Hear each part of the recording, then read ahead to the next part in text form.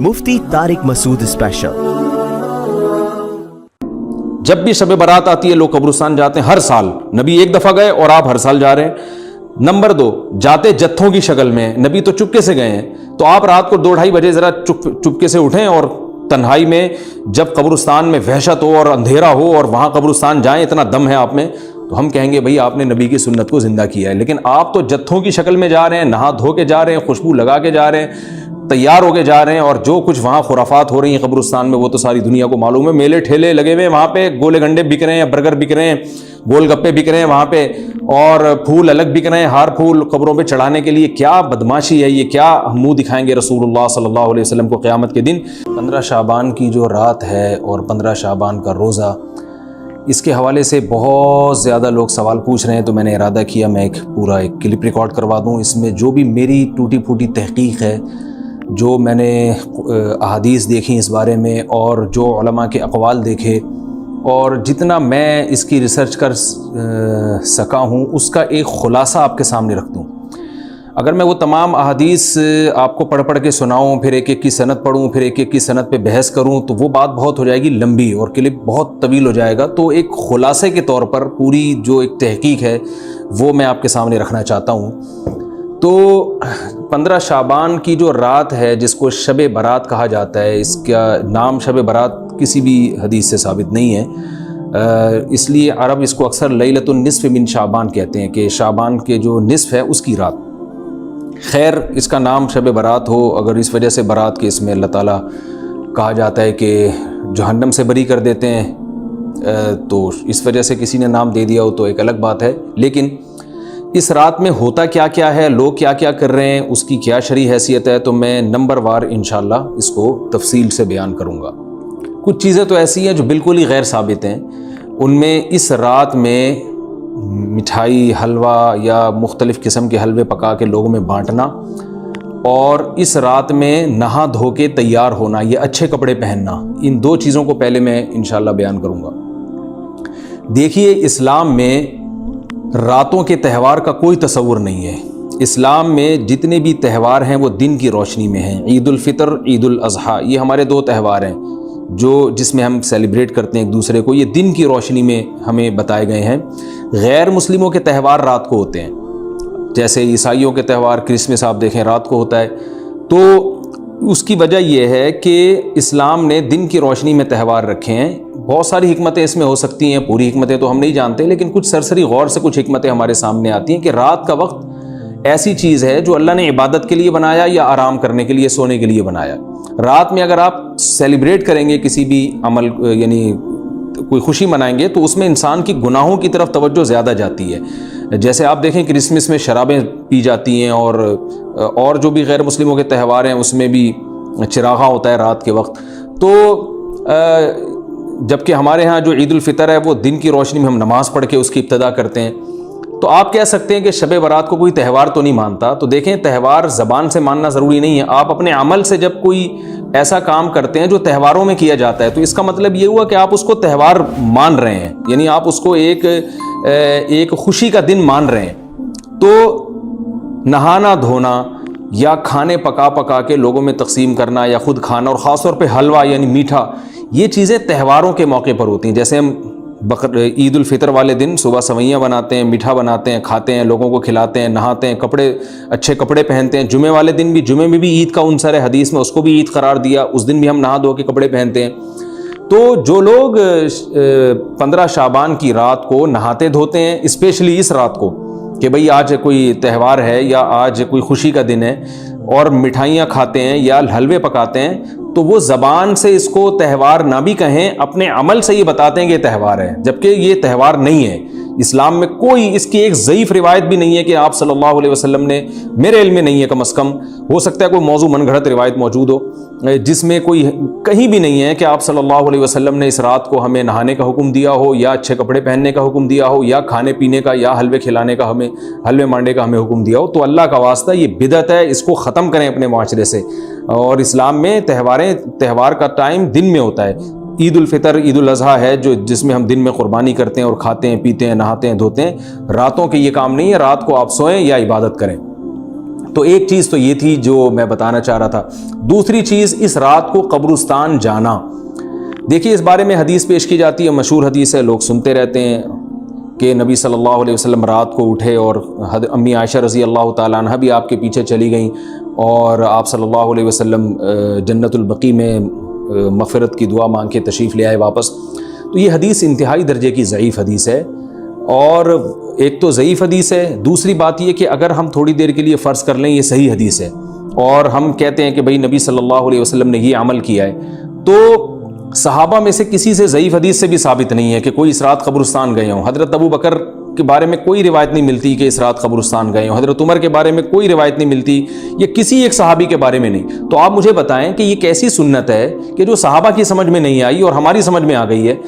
تو مشرکین مکہ یہ کہا کرتے تھے لو کان خیرن ما سبقونا الیہ، قرآن مجید کی آیت ہے کہ اگر یہ اسلام میں کوئی خیر ہوتی تو یہ صحابہ ہم سے پہل نہ کرتے. یہ صحابہ نے ہم سے پہل کیا ہے، اس کا مطلب ہے یہ اسلام خیر کا کام نہیں ہے. تو مشرکین کو صحابہ سے چونکہ نفرت تھی، اس لیے کہتے تھے کہ یہ چونکہ اسلام کو فالو کر رہے ہیں تو یہ اس کی علامت ہے کہ اسلام خیر نہیں ہے، کیونکہ خیر میں تو ہم صحابہ سے آگے ہوتے ہیں. اپنے بارے میں ان کا یہ اس خوش فہمی میں مبتلا تھے وہ. لیکن ہماری رائے کیا ہے؟ ہم یہ کہتے ہیں کہ لو کان خیرن لسبقونا الیہ. وہ کہتے تھے لا سبقونا، ہم کہتے ہیں لسبقونا، کہ اگر کوئی بھی خیر کا کام ہے تو صحابہ ہم سے ضرور اس میں پہل کریں گے. یہ ہو نہیں سکتا کہ خیر کا کام ہم کریں اور صحابہ نے نہ کیا ہو. تو اسی طرح میں یہ عرض کرتا ہوں کہ دیکھیں اگر قبرستان جانا اس رات میں سنت عمل ہوتا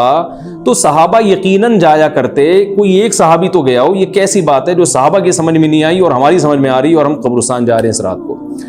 چلیں اگلا اسٹیپ تھوڑی دیر کے لیے فرض کر لیتے ہیں کہ نبی صلی اللہ علیہ وسلم جو ایک رات قبرستان گئے، فرض کر لیں وہ حدیث بھی صحیح ہے. یہ بھی فرض کر لیں کہ صحابہ اگرچہ نہیں گئے مگر ہم صحابہ سے بھی زیادہ آگے نکلنے کی کوشش کرتے ہیں اور صحابہ کو سمجھ میں نہیں آیا، ہمیں سمجھ میں آ گیا. تو چلیں فرض کر لیں تھوڑی دیر کے لیے کہ اس رات کو جانا ہم سنت مان لیتے ہیں، آپ کے دلائل ہم مان لیتے ہیں اور صحابہ کی سمجھ میں نہیں آئے لیکن ہماری سمجھ میں زیادہ آ رہا ہے. ہم فرض کر لیتے ہیں، مان لیتے ہیں کہ اس رات قبرستان جانا سنت ہے. تو آپ مجھے بتائیں نبی نے جو عمل جس طرح سے کیا ہو اس طرح سے سنت ہوگا، یا آپ اپنی طرف سے جس کو ہم پشتوں میں کہتے ہیں اخپل طریقے سے کرنا سنت ہے؟ نبی نے فجر کی 2 رکعتیں پڑھی ہیں اور ہر رکعت میں 2 سجدے کیے ہیں. آپ اگر فجر کی 3 رکعتیں پڑھیں گے تو کیا نماز ہو جائے گی آپ کی؟ اب آپ دلیل میں یہ کہیں کہ نبی نے فجر کی نماز پڑھی ہے تو مجھ پر بھی لازم ہے. تو بھائی نبی نے پڑھی ہے تو جیسے نبی کے پڑھنے سے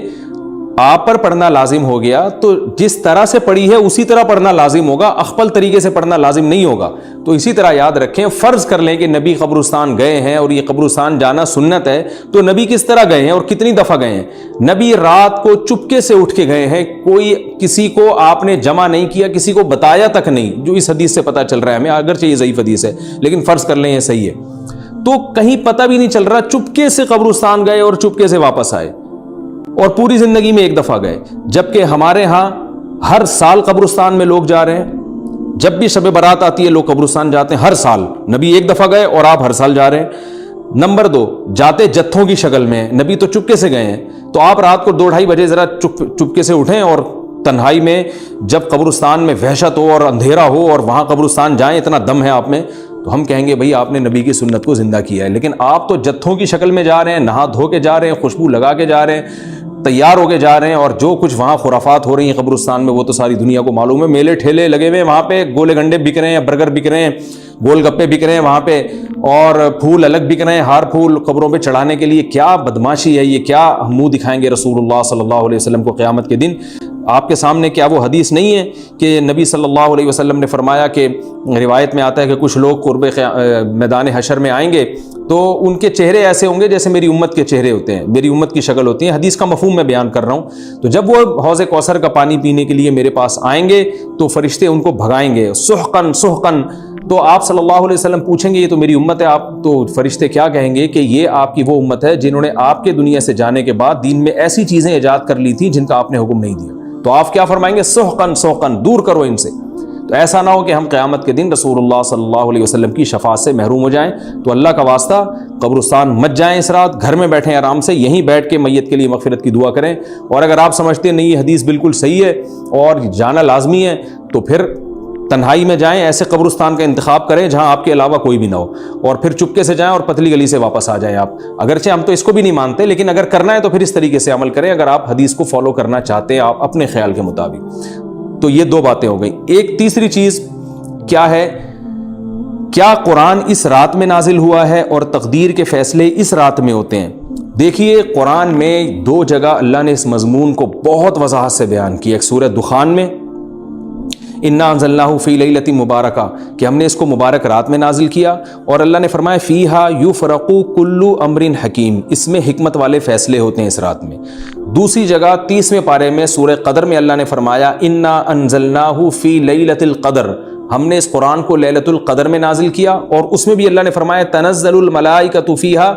کہ فرشتے اس رات میں اترتے ہیں باذن ربہم من کل امر, تمام قسم کے معاملات لے کے. تو یہاں بھی اللہ بتا رہے ہیں کہ جو 1 سال کے فیصلے جس رات میں ہوتے ہیں اور فرشتوں کے حوالے کیے جاتے ہیں وہ رات, اور قرآن کے نازل ہونے والی رات ایک ہی ہے, یہ الگ الگ راتیں نہیں ہیں. اور سورہ قدر میں اللہ نے فرما دیا واضح لفظوں میں کہ وہ لیلۃ القدر کی رات ہے. تو اتنی وضاحت کے بعد پھر یہ کہنا کہ اس رات میں قرآن نازل ہوا تھا, جبکہ اس کے بارے میں کوئی صحیح حدیث موجود بھی نہیں ہے, ضعیف یا موضوع روایتیں ہیں, تو یہ بالکل قرآن پر میں سمجھتا ہوں کہ یہ ٹھیک نہیں ہے, بالکل دلیل کے لحاظ سے یہ کمزور بات ہے. اگرچہ بعض علماء اس طرف گئے ہیں اور انہوں نے تعویل کی ہے, انہوں نے یہ تعویل کی ہے کہ قرآن جو ہے آسمان دنیا پہ آیا لیلۃ القدر میں, اور وہاں سے جو نیچے نزول شروع ہوا ہے وہ شب برات میں ہوا ہے, لیکن یہ تعویل عقل سے بعید ہے, اور اس تعویل کی ہمیں ضرورت بھی نہیں ہے. دو صحیح حدیثیں ٹکرا رہی ہوں یا قرآن کی آیت کسی ایسی متواتر حدیث سے ٹکرا رہی ہو, تو پھر تو وہاں ہمیں تطبیق دینے کی ضرورت پیش آتی ہے, جب قرآن کے مقابلے میں کوئی حدیث ہی نہیں ہے, صحیح حدیث بھی نہیں ہے. حالانکہ قرآن کے مقابلے میں تو فقہا کہتے ہیں کہ اگر صحیح حدیث بھی ہو, متواتر نہ ہو, صحیح حدیث بھی ہو, تو وہ بھی ظنی ہوتی ہے, تو اس حدیث کو رد کیا جائے گا, قرآن میں تعویل نہیں کی جائے گی. لیکن یہاں تو صحیح حدیث بھی نہیں ہے, یہاں تو ایک ضعیف روایت ہے اور ضعیف اقوال ہیں, آپ اس کو کیسے قرآن کے مقابلے میں لا سکتے ہیں؟ تو جو بالکل بے غبار بات ہے وہ یہی ہے کہ اللہ تعالیٰ نے قرآن مجید کو لیلۃ القدر میں نازل کیا, جو رمضان کے آخری عشرے میں ہوتی ہے, اور اسی لیلۃ القدر میں فیصلے بھی ہوتے ہیں. اور بعض لوگ کہتے ہیں اس میں حرج کیا ہے کہ ہم 15 شعبان کو بھی فرض کر لیں, اس میں قرآن نازل ہوا اور لیلۃ القدر میں بھی. بھائی اس سے لیلۃ القدر کی ویلیو کم ہوتی ہے. اللہ تو لیلۃ القدر کی ویلیو بڑھا رہے ہیں کہ یہ ایسی رات ہے جس میں 1 سال کے فیصلے بھی کر دیے جاتے ہیں, اور اس میں قرآن مجید کا نزول بھی شروع ہوا. تو جو جس رات کو اللہ نے جو پروٹوکول دیا ہے وہی پروٹوکول اس کو دینا چاہیے, آپ اس کو کسی اور رات کو نہ دیں وہ پروٹوکول. تو یہ تیسرا مسئلہ ہوا. پہلا مسئلہ حلوے مانڈے کا اور نہانے دھونے کا, وہ بھی غلط ہے. دوسرا مسئلہ قبرستان جانے کا, وہ بھی ٹھیک نہیں ہے. تیسرا مسئلہ کہ اس رات میں قرآن نازل ہوا اور فیصلے ہوتے ہیں, یہ تیسری بات بھی غلط ہے. نہ تو اس رات میں قرآن نازل ہوا اور نہ اس رات میں فیصلے ہوتے ہیں. چوتھی چیز کہ کیا اس رات کی میں عبادت کی کوئی فضیلت ہے سرے سے یا نہیں ہے, یہ ایک علمی مسئلہ ہے. تو اس بارے میں خوب اچھی طرح سمجھ لیں کہ اس بارے میں جتنی بھی احادیث ہیں جو اس رات کی فضیلت کے بارے میں ہیں کہ بنو کلب کی بکریوں کے برابر مغفرت ہوتی ہے اور بکریوں کے بالوں کے برابر, اور یا جو بھی اس بارے میں روایات ہیں کہ سب کی بخشش ہو جاتی ہے سوائے اس شخص کے جو کسی کے دل میں کینہ رکھتا ہے, تو یہ جتنی اس رات کی فضیلت میں احادیث ہیں, تو ایک بات تو خوب اچھی طرح سمجھ لیں, اس پر تمام محدثین کا, جہاں تک میں نے دیکھا ہے, تمام محدثین کا اتفاق ہے کہ اس کی فضیلت میں صحیح حدیث ایک بھی نہیں ہے. اس رات کی فضیلت میں ایک بھی صحیح حدیث موجود نہیں ہے. لیکن ضعیف روایتیں اتنی کثرت سے ہیں کہ ایک الگ محدثین کا اصول ہے کہ جب ضعیف روایتیں کی سندیں زیادہ ہو جائیں تو وہ حسن بن جاتی ہے, یعنی قابل قبول ہو جاتی ہے وہ, کیونکہ بہت ساری کمزور چیزیں مل کے اس میں کچھ قوت پیدا کر دیتی ہیں. تو اب جن علماء نے احادیث کے ضعف کی طرف دیکھا کہ ایک بھی صحیح روایت نہیں ہے, انہوں نے اس رات کا بالکل لیا انکار کر دیا کہ اس رات کی سرے سے کوئی فضیلت نہیں ہے. لیکن جن علماء نے اصول حدیث کی طرف دیکھا اور فقہ کے ایک اصول کی طرف دیکھا کہ کثرت روایات درجہ حسن تک پہنچ جاتی ہیں, ضعیف روایات, تو انہوں نے کہا کہ بالکل اس رات کی فضیلت کا انکار ہی سرے سے کر دینا یہ غلط ہے. تو جمہور اس طرف گئے ہیں کہ اس رات کی فضیلت کا بالکلیہ انکار کر دینا یا اس کی عبادت کی فضیلت کا بالکلیہ انکار کر دینا یہ ٹھیک نہیں ہے، لیکن کچھ علماء، وہ بھی بڑے محقق علماء ہیں، وہ اس طرف گئے ہیں کہ اس رات کی سرے سے کوئی فضیلت اسلام میں ہے ہی نہیں۔ اب میں دونوں طرف کے علماء کا کچھ تھوڑا سا تجزیہ پیش کرتا ہوں۔ تو جو علماء یہ کہتے ہیں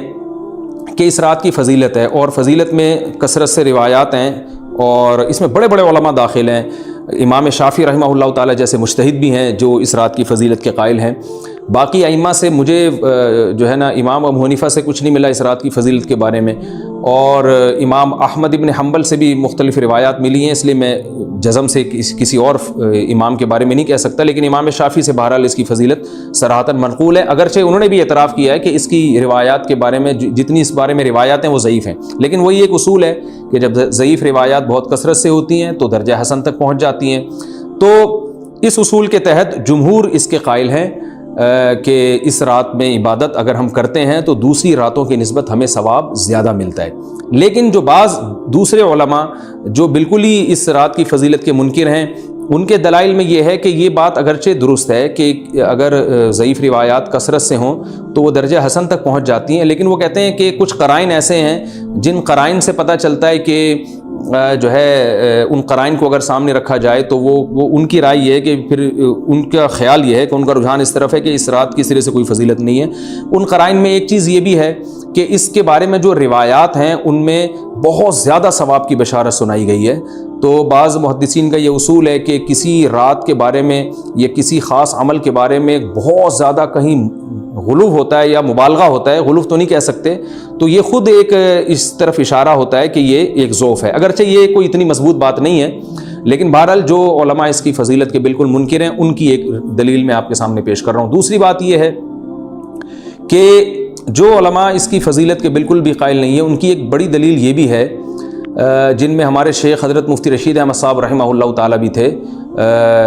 اگرچہ انہوں نے اس بارے میں کوئی صراحتاً فتویٰ نہیں دیا، لیکن وہ یہ اشکال ظاہر کیا کرتے تھے کہ شریعت میں جب بھی کسی وقت کی یا کسی خاص رات کی کوئی فضیلت آتی ہے تو اللہ تعالیٰ اس کو جو ہے وہ اس کا صحیح ٹائم نہیں بتاتے، بلکہ اس میں اختلاف ڈال دیتے ہیں۔ اس کی مثال ایسے ہے جیسے جمعے کے دن حدیث میں آتا ہے کہ ایک وقت جمعے میں ایسا آتا ہے جس میں دعا لازمی قبول ہوتی ہے، اب ظاہر ہے وہ بڑا فضیلت کا وقت ہے، تو وہ وقت ہمیں متعین طور پہ بتایا نہیں گیا ہے، اس لیے علماء کا اس میں اختلاف ہوا، بعض نے کہا عصر کے بعد، بعض نے کہا کہ 2 خطبوں کے درمیان۔ لیلۃ القدر کو دیکھ لیں، لیلۃ القدر کی فضیلت میں قرآن بھی ہے، بہت ساری احادیث ہیں، لیکن لیلۃ القدر کی رات ہے کون سی یہ اللہ نے اس میں ابہام ڈال دیا۔ تاخراتوں میں 21 بھی ہو سکتی ہے، 23 بھی ہو سکتی ہے، بعض بلکہ حدیث سے 22ویں رات کا بھی ہونا ثابت ہے، زیادہ امکان 27ویں رات کا ہوتا ہے، تو وہ متعین نہیں ہے۔ تو جو علماء کہتے ہیں اس کی سرے سے کوئی فضیلت ہی نہیں ہے، ان کا رجحان وہ ان کی ایک یوں سمجھیں کہ دلیل تو نہیں لیکن ایک استئناس کہتے ہیں اس کو، کہ اس سے ان کے اس نظریے کو تقویت ملتی ہے کہ اگر یہ اس کی اتنی زیادہ فضیلت ہے تو اس کی تعیین میں اختلاف بالکل بھی نہیں ہے، تو یہ وہ کہتے ہیں کہ یہ مزاج شریعت کے خلاف ہے۔ اور تعیین میں اختلاف ہوتا کیوں ہے؟ علماء نے بیان کیا اگر لیلۃ القدر کو متعین طور پہ بیان کر دیا جاتا نا کہ یہی لیلۃ القدر ہے تو بہت ساری اس میں جو ہے نا حکمتیں فوت ہو جاتی، جن میں ایک یہ بھی کہ اس رات میں جہاں عبادت کا ثواب بہت ہے، گناہ کا عذاب بھی بہت ہے، پھر اگر اس رات میں کوئی گناہ کرتا تو وہ اللہ کے عذاب سے نہ بچ پاتا، کیونکہ وہ اللہ متعین کر دیا کہ یہ لیلۃ القدر ہے، تو کیسے تم اس میں گناہ کر رہے ہو؟ اب معاملہ اللہ نے مبہم رکھ دیا کہ بھئی یہ بھی ہو سکتی ہے تو اگلے دن بھی ہو سکتی ہے۔ اور ایک فائدہ یہ بھی اس میں رکھا متعین نہ کرنے میں کہ لیلۃ القدر انہی کو ملے جو تلاش کریں، جو پورا عشرہ جاگیں گے ان کو لیلۃ القدر ملے گی۔ اگر اللہ اسپیسیفک دن بتا دیتا کہ 21ویں ہے، 23ویں ہے یا 25ویں ہے یا 22ویں ہے تو بہت سارے لوگوں کو لیلۃ القدر مل جاتی، تو اللہ نے جو مبہم رکھا ہے نا، تو ایک رات کی فضیلت اللہ نے بڑھا دی مگر اس کی تعیین میں ابہام پیدا کر دیا تاکہ جو پورا عشرہ جاگے گا اسی کو لیلۃ القدر ملے گی، اس کے علاوہ ہر آدمی کو نہ ملے۔ وہ ایک اللہ کی ایک حکمت ہو سکتی ہے اس میں۔ تو یہ 2 حکمتیں ہیں کہ اس میں گناہ اگر کوئی کرے تو اس پر عذاب نہ آ جائے، کیونکہ اگر متعین کر دیا جائے گا تو پھر گناہ کیسے تم کر رہے ہو اس رات میں، تو اللہ نے اس میں بھی ابہام پیدا کر دیا۔ جو گناہ کرنے والا ہے اگرچہ وہ بڑا گناہ گار ہے اس رات میں، چاہے وہ رمضان کا آخری عشرے میں کسی رات میں بھی گناہ کرتا ہے، لیکن کم از کم اتنا عذر تو ہے کہ اس کو کیا پتا تھا کہ یہ آج لیلۃ القدر ہوگی۔ تو جو 15 شعبان کی رات ہے اس کی بہت زیادہ فضیلت ہے، تو پھر یہ رات کو متعین کیوں کر دیا گیا؟ یہ ان علماء کی دلیل میں بیان کر رہا ہوں جو اس کی فضیلت کے بالکل بھی قائل نہیں ہیں، لیکن بہرحال حقیقت یہ ہے کہ جمہور علماء اس کی فضیلت کے قائل ہیں، کیونکہ یہ جو میں نے دلائل دیے کہ وہ علماء جو اس کی فضیلت کے سرے سے منکر ہیں، ان کے یہ دلائل کو ہم دلیل نہیں کہیں گے بلکہ استیناس کہیں گے، کہ استیناس کہتے ہیں کہ ایک چیز استدلال نہیں ہے بلکہ ان اپنے نظریے کی تقویت کے طور پر ایک چیز کو پیش کر دینا جس سے یہ لگتا ہو کہ واقعی یہ صحیح کہہ رہے ہیں، اس کو استیناس کہتے ہیں، میں جو آسان لفظوں میں سمجھانے کی کوشش کر رہا ہوں۔ اور ایک استدلال کہتے ہیں کہ ایک ریسرچ کو، ایک پوری تحقیق کو۔ تو جمہور کا مذہب ایک اصول پر مبنی ہے کہ بھئی اتنی ساری روایات ہیں اور ضعیف ہیں، ان میں ٹھیک ہے کچھ موضوع بھی ہیں لیکن بہت ساری ایسی ہیں جو موضوع بھی نہیں ہیں، تو ضعیف روایات ہیں، جب اتنی کثرت سے ہیں اور اس میں ہے بھی عبادت کا تذکرہ تو عبادت کرنے میں کوئی حرج بھی نہیں ہے، تو لہذا انہوں نے اس کو جو ہے نا اس کو دلیل بنایا ہے اور اصول کے لحاظ سے یہ بات درست ہے۔ تو اس اصول کو اگر کوئی فالو کرنا چاہے تو اس رات کی عبادت اس کے لیے بالکل ٹھیک ہے اور اللہ کی رحمت سے امید ہے کہ اس میں اس کو ثواب زیادہ ملے گا۔ تو جمہور ایک طرف ہیں اور بعض علماء دوسری طرف ہیں۔ تو یہ میں نے صرف اس لیے بیان کر دیا کہ اس رات کی فضیلت میں اتفاق نہیں ہے بلکہ مختلف فی ہے، مجتہد فی ہے، اختلاف رائے اس میں ہو سکتا ہے۔ تو اگر کوئی عالم اس رات کی فضیلت کا بالکلیہ انکار کرے اور ان علماء کا بھی احترام کرے جو اس رات کی فضیلت کے قائل ہیں تو پھر اس عالم پر رد کرنے کا حق نہیں ہے۔ دوبارہ میں اپنی بات کو ریپیٹ کرتا ہوں، اگر کوئی عالم یہ کہے کہ اس رات کی سرے سے کوئی فضیلت نہیں ہے تو اس عالم پر طعن و تشنیع جائز نہیں ہے، کیونکہ ان کے بھی کچھ نہ کچھ استدلالات ہیں۔ ہاں اگر کوئی عالم اس رات کی فضیلت کا انکار کر کے جمہور کے مذہب کو بالکل غلط قرار دیں اور اس عمل کو یہاں اس رات کی عبادت کو بالکل بدعت قرار دیں اور جو اس رات میں عبادت کر رہے ہیں یا اس کی فضیلت کے قائل ہیں ان کو بدعتی قرار دیں تو یہ غلو ہو جائے گا، یہ زیادتی ہو جائے گی جو کہ بالکل غلط ہے۔ کیونکہ جب دونوں طرف دلائل ہیں تو اعتدال والی رائے اختیار کرنی چاہیے، اور کسی ایک طرف بہت زیادہ جھکاؤ یا کسی ایک کو 100% غلط قرار دے دینا، بدعتی قرار دے دینا، یہ درست نہیں ہے۔ جو ہماری قوم میں ایک مزاج ہے کہ بس اپنی رائے کو مسلط کرتے ہیں اور دوسرے کی رائے کو مانتے ہی نہیں۔ تو عوام کے لیے کیا ہے؟ لوگ کہتے ہیں مفتی صاحب کنفیوز کر دیا آپ نے، تو لٹکا کے چھوڑ دیا ہمیں۔ بھائی میں کنفیوز نہیں کر رہا، عوام جمہور کے مذہب کو فالو کرے گی، جمہور میں بڑے بڑے علماء ہیں، وہ اس کی فضیلت کے قائل ہیں اور وہ اس کے قائل ہیں کہ اس رات میں عبادت کرنی چاہیے، تو آپ جمہور کے مذہب کو فالو کر سکتے ہیں۔ تو اب یہ بات تو ہو گئی جمہور کا مذہب، میں نے آپ کو بتایا کہ وہ اس رات میں فضیلت کے قائل ہیں کہ اس رات میں عبادت کرنی چاہیے،